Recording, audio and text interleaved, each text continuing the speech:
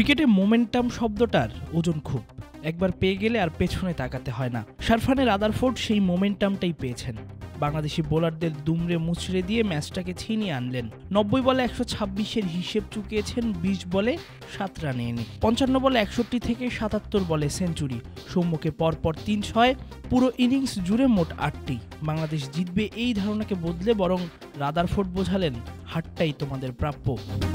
ওই যে মোমেন্টাম, যার দরুন মাথায় আঘাত, থুতনিতে ব্যান্ডেজ পেঁচিয়েও রাদারফোর্ড চোখ তুলে তাকালেন। বাংলাদেশের বোলারদের রক্তচক্ষু দেখিয়ে নিজে হাসলেন, যেন পুষ্পের হাসি। 22তম ওভারের 4 নম্বর বলের ঘটনা। নতুন ব্যাটারি হিসেবে আসা রাদারফোর্ড ভুগছেন নাহিদ রানার পেসে। 143 কিলোমিটারেরও বেশি গতির একটা বাউন্সার এসে আঘাত হানল মাথার ঠিক পেছনে। আর একটু উপর নিচ হলেই ঘটতে পারত বড় বিপদ। আম্পায়ার সংকেত দিয়ে টিম ডাক্তারকে ডেকেছেন। ম্যাচের নায়ক যেন সিনেমার হিরো, হাত তুলে বললেন ওসবে দরকার নেই, তবুও ডাক্তারের কাজ তো করতেই হবে। তখনই চোখে মুখে স্পষ্ট ক্যারিবিয়ানি ব্যাটার পুড়ছেন প্রতিশোধের আগুনে। বছর শেষের খুশি নগদে হবে বেশি। নগদ পেমেন্টে নির্দিষ্ট ক্যাটাগরির কেনাকাটায় 300 টাকা পর্যন্ত ক্যাশব্যাক। সেট হয়েও রক্ষা পাননি। 32 ওভারের সময় তাসকিনের আরেকটা বাউন্সার হেলমেটের ফাঁক গলে থুতনিতে রক্ত ঝরালো। সঙ্গে সঙ্গে ডাক্তার এসে থুতনিতে টেপ পেঁচিয়ে দিলেন। রাদারফোর্ড উঠে দাঁড়ালেন। 77 বলে সেঞ্চুরি করে 141 স্ট্রাইক রেটে 80 বলে 113 করে থামলেন।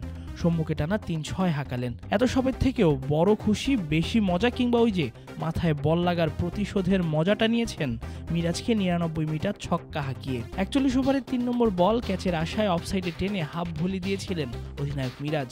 কিন্তু লফটের ড্রাইভে যে এত বড় ছক্কা হাঁকানো যায় তা বোধহয় মিরাজ কেন কেউই ভাবেননি।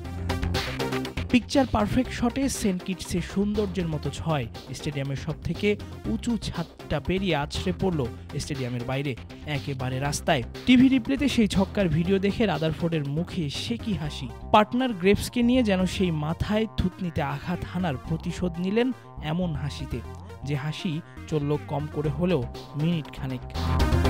বোলিং প্রান্তে মিরাজের মুখখানি যেন 22তম ওভারে রাদারফোর্ডের সেই ছবিটার প্রতিচ্ছবি। ফিরে আসার গল্প তো এমনই হতে হয়, ফিনিক্স পাখির মতো হয়তোবা।